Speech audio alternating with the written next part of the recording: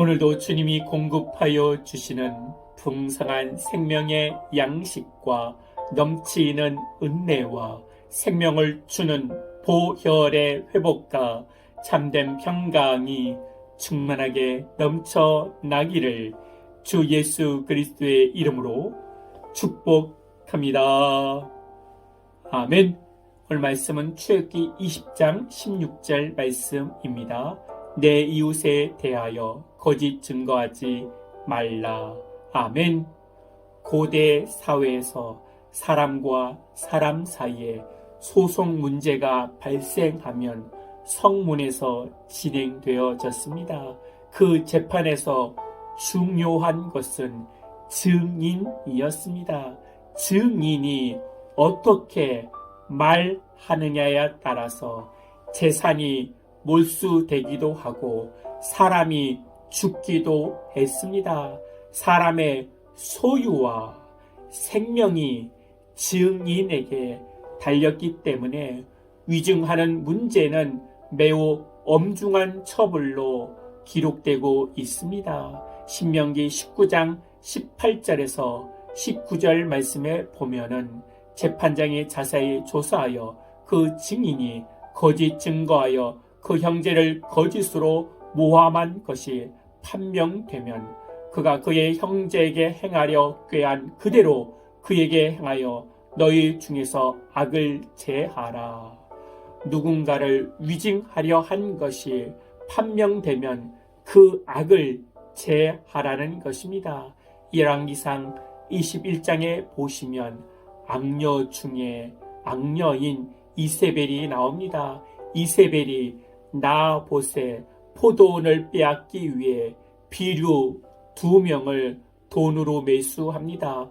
비류는 불량배 같은 사람을 말합니다. 비류 2사람을 이용하여 나봇이 하나님과 왕을 저주했다고 거짓 증거하도록 교사를 합니다.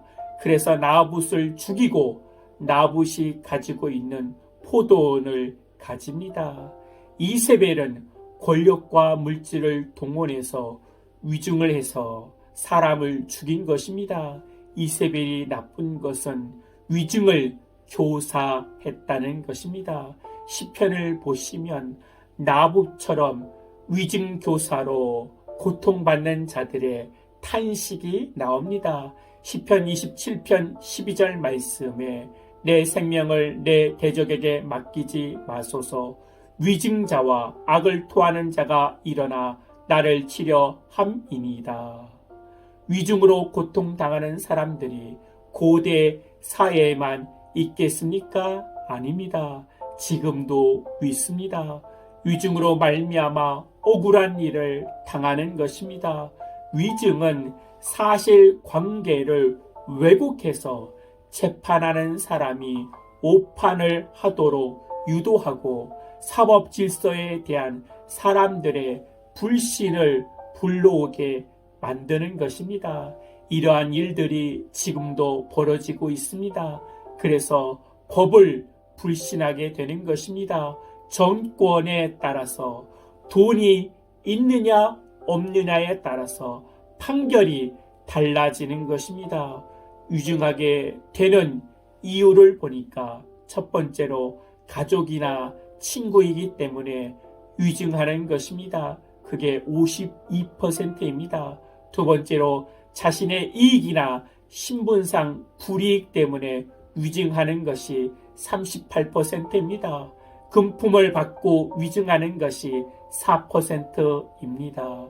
2000년도에 조사한 결과를 보니까 인구 대비로 한국과 일본을 조사한 결과 일본에 비해 위증죄로 기소된 사람이 일본에 비해 671배라고 합니다. 그리고 무고죄로 기소된 사람이 일본에 비해 4151배라고 합니다. 수백 배, 수천 배 위증과 무고죄로 한국 사람들이 죄를 짓고 있습니다. 일본은 전혀 없는 극으로 치우치면서 독도 문제와 과거사 문제로 많은 거짓 증언을 하고 있습니다. 나라는 과거에 대해 거짓 증거하고 있지만 국민은 정직하다는 것입니다. 그래서 어느 사람은 대한민국을 거짓말 공화국이라고도 말합니다.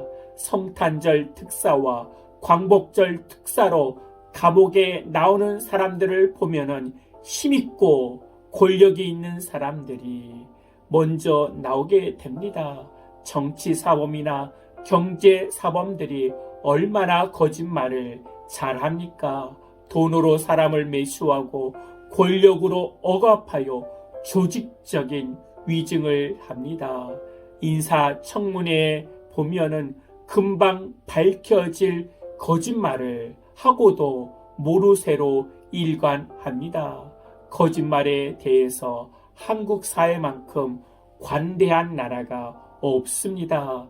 거짓말에 대해서 심각성을 가져야 합니다. 그리고 나의 증인이 사람에 대한 증인으로 끝나는 것이 아니라 하나님을 향한 증인으로 살아가야 합니다. 믿음의 증인으로, 사랑의 증인으로, 십자가의 증인으로 오늘도 살아가기를 기도드립니다. 아멘. 나 자신의 이익대로, 나 자신의 유익대로 나를 증인으로 살아가는 자가 아니라 예수 그리스도의 증인으로 살아가는 복된 그리스도인들 되게 하여 주시옵소서.